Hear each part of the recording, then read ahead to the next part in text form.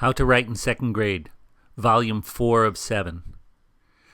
An informational prompt. Provide information on an interesting animal. The year has begun by working on skills that help you tell a story. You've written describing people, places, and things. By describing them, you helped your reader see and feel close to what you wrote about. If you look carefully in the books you read, you'll see other authors do the same thing.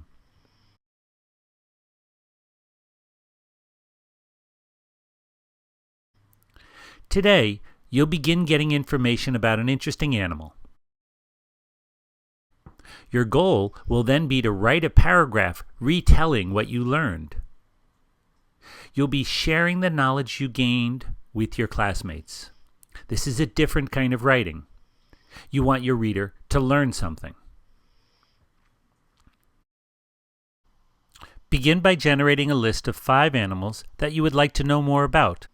Stay away from animals that you know. This is a chance for you to stretch and learn something that you're not familiar with.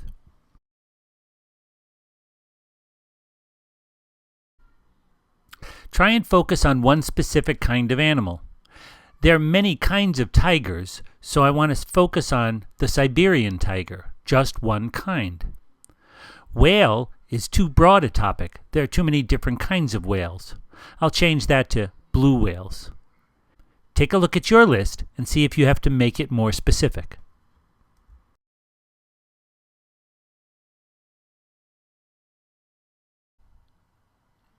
Now number your list so that the animal you most want to learn about gets a number 1. The second animal would get a number 2. When you go to your library, you may not find a book about the first animal on your list. You want to be prepared in case you have to go to your second or third choice.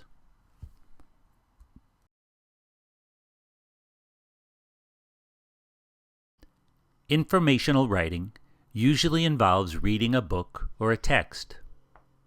Use this opportunity to get students acquainted with the library. Oftentimes, easy-read picture books will suffice.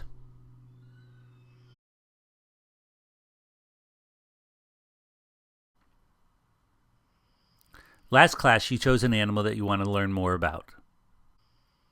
Your goal in this writing assignment will be to retell what you learned.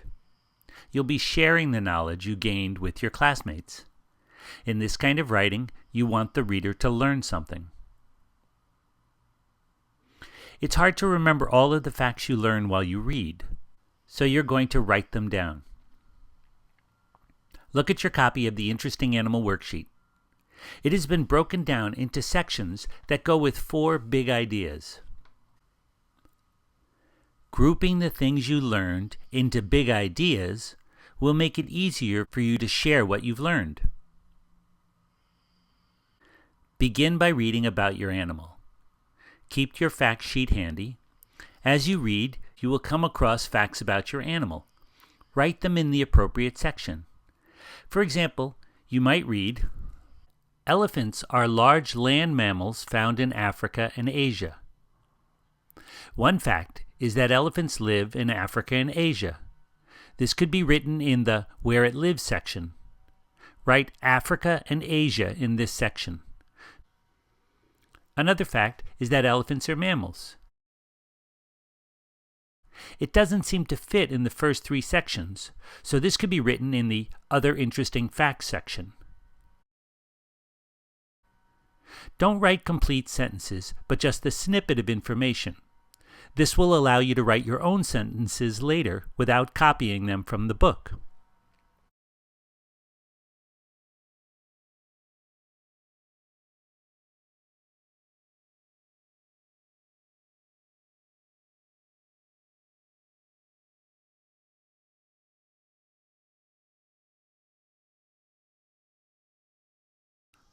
Last class, you chose an interesting animal to learn more about. You read a book and gathered lots of facts, which you grouped together under big ideas. Today, You'll write these facts as sentences to share what you learned. Take a look at my fact sheet. I made an effort to get at least 2 facts for each big idea. If all of my facts are about what the elephant looks like, my reader won't learn anything about how it eats. Also, I don't want to include all the facts from my books. 2 or 3 facts for each big idea is enough, but not too much. Remember Goldilocks. Make sure your fact sheet looks like mine.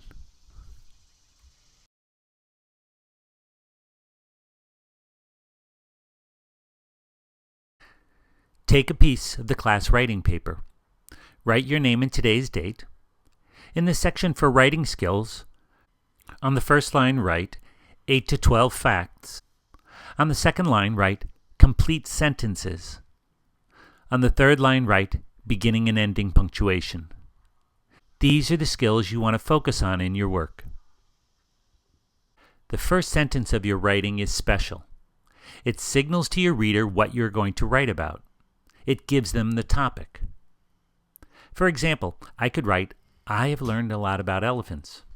This tells the reader that I am going to write about elephants. It's a general statement, and all of my facts can follow it. I can write about where they live, what they look like, or how they eat. I don't want to begin with a sentence that has a fact, like elephants have a trunk. Because it's the first sentence, it will signal to the reader that the whole paper is about the elephants' trunks. They would be confused if I later write about where the elephants live. Here are some other general sentences that could work. An older writer could signal the topic with more than one sentence. You write your opening sentence.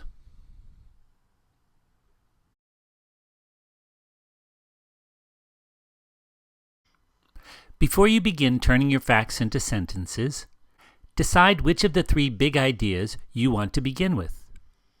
Put a 1 next to it. Put a 2 next to the second, and a 3 next to the third. You should be able to arrange them in any order. The last big idea, other interesting facts, is made up of things that don't fit and has to go last. Write sentences for all of the facts in one big idea before moving on to the others. Remember, you group them together so the sentences will sound connected.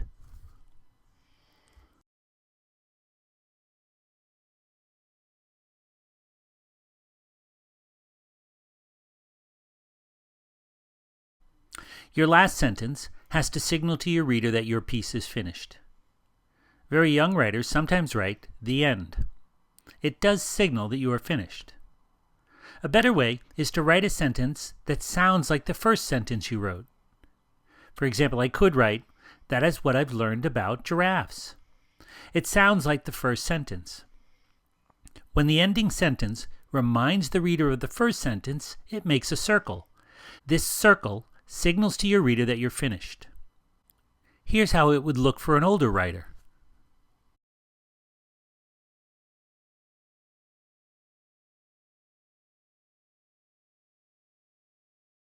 Now read your piece to yourself. Does it make sense? Does each sentence sound right? Did you group the facts from each big idea together? Look at the top of your paper where you wrote down the writing skills you were going to focus on for this paper. Did you include 8 to 12 facts about your animal? Count them. Did you write in complete sentences? And finally, did you begin each sentence with a capital and end with the right punctuation?